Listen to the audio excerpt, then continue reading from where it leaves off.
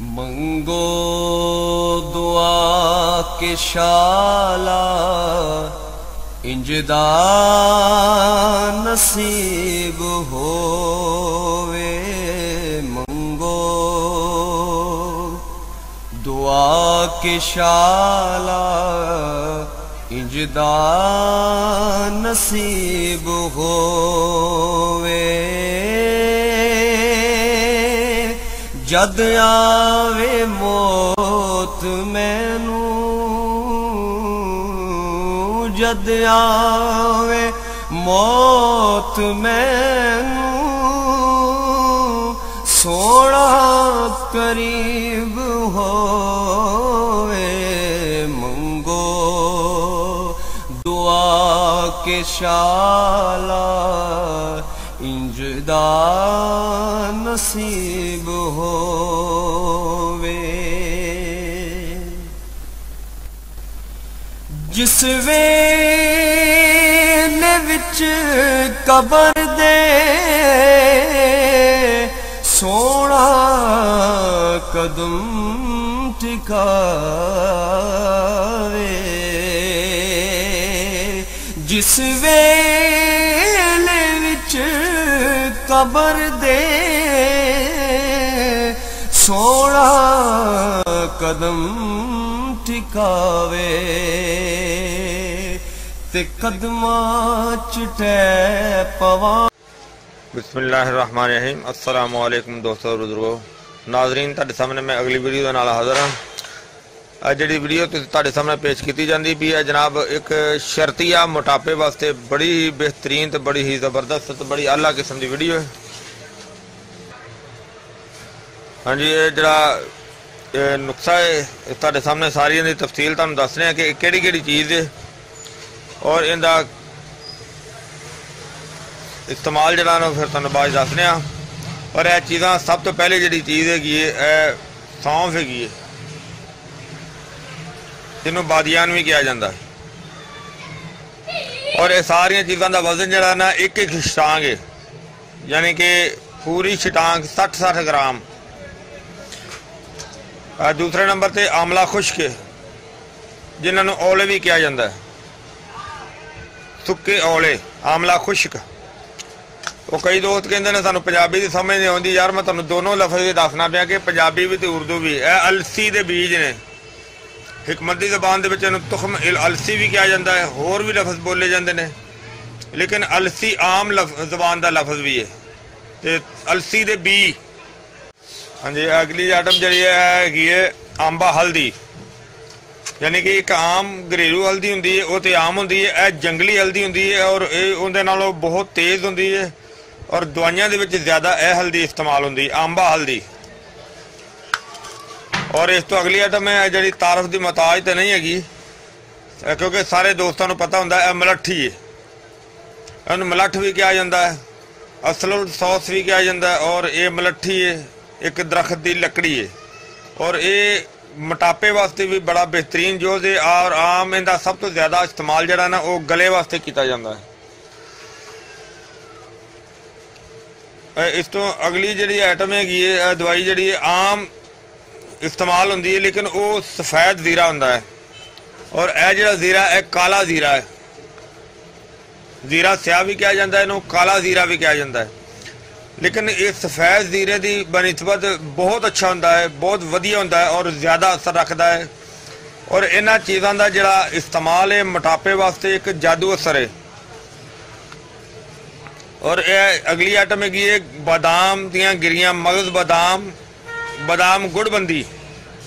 यह गुड़बंदी देसी मिठियां गिरियां ने, बादाम मगज़ बादाम।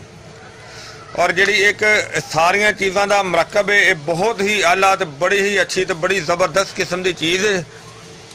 और इसनों जी एक आम हल्दी है, यह एक इस तरह की जादू असर चीज़ है कि इसका इस्तेमाल जरा है एक कैंसर की अलामत अगर होंदी होवे उसनों नहीं होने देंदा।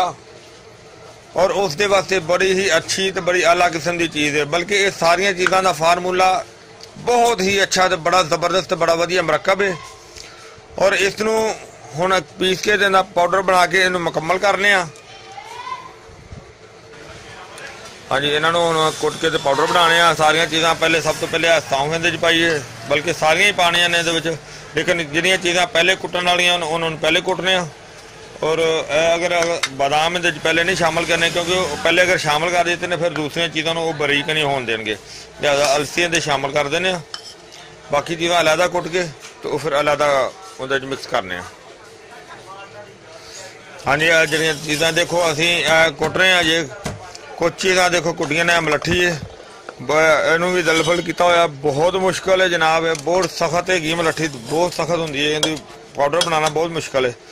और कुछ चीज़ां यह ने कि जिन्हों ने कुछ पाउडर बनाया भी है, इनू अजे मिक्स नहीं किया, अजे मिक्स करके इनू अच्छी तरह दोबारा फिर इनू कुटाई अच्छी तरह करनी है।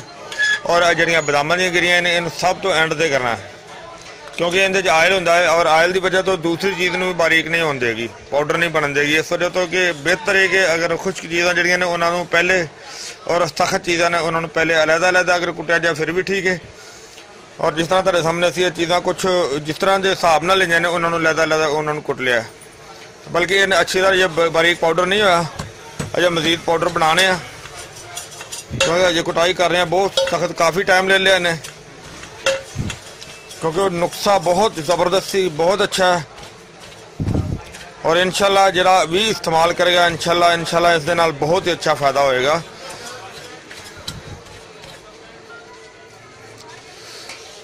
बहुत ज़्यादा मेहनत हुई, यकीन करो कि बहुत सख्त चीज़ां सी, क्योंकि मलट्ठी भी बहुत सख्त होंदी है और अंबाल दी भी सख्त होंदी है, क्योंकि हत्थ दे कुट्टण दे मज़ा भी हो रहा है और उनका फायदा भी ज़्यादा होंदा है। और ये जिहड़ियां चीज़ां ने जिहड़ियां नुस्खा है तुहाडे सामने शामिल किया है। और देखो बादामां दी गिरियां जिहड़ियां ओह अलहदा पीसियां सी, मगज़ बादाम, क्योंकि उहदे नाल वो नहीं सी, उन्हें दवाई दूसरी नूं सही बारीक नहीं होण दिंदे। बड़ी ही वधिया और बड़ी अच्छी चीज़ बन गई है। और इसनूं तुसीं जनाब इस्तेमाल करना होवे लेडीज़ या जेंट्स दोनों वास्ते मुफीद है, दोनों वास्ते बड़ी ज़बरदस्त चीज़ है। और मोटापे नूं ये शर्तिया मोटापे वास्ते बेहतरीन चीज़ है।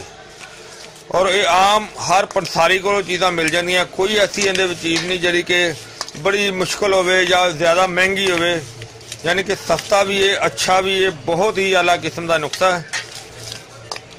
और इहदा इस्तेमाल भी इन्ना मुश्किल कोई नहीं है। इहनूं पानी दे नाल खाना है, रात नूं सौण लगे यानी कि खाने तो कम अज़ कम 1 घंटा बाद 1 चम्मच,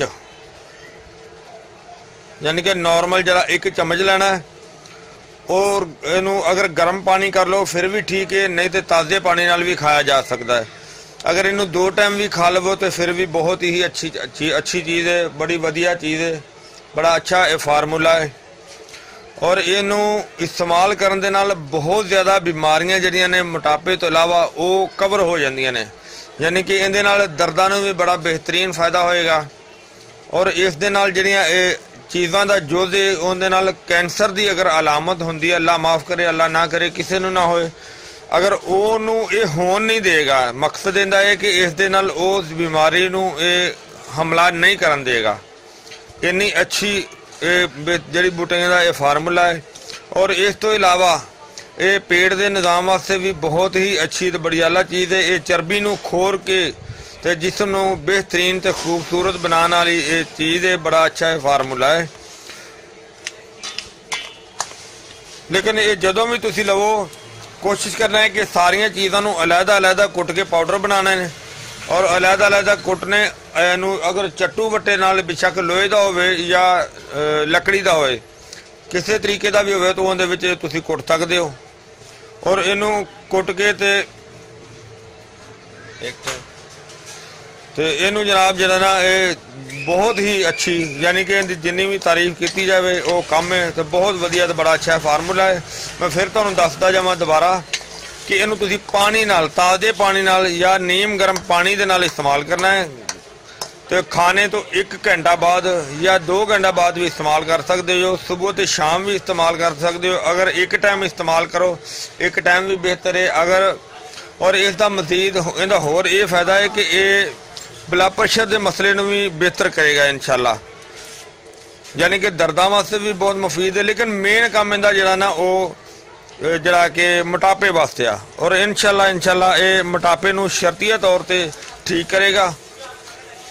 मैं उम्मीद करता हूँ इंशाल्लाह कि ये तुहानू वीडियो अच्छी लगी होगी। इनू तुसी लाइक करियो, शेयर करियो, सबसक्राइब करना बिल्कुल नहीं भूलना और वीडियो के थले जरा बैल का निशान है उन्होंने लाजमी दबाना। इंशाल्लाह अगली वीडियो नाल फिर मिलांगे। इजाजत, अल्लाह हाफिज, अस्सलामु अलैकुम वरहमतुल्लाहि वबरकातुहू।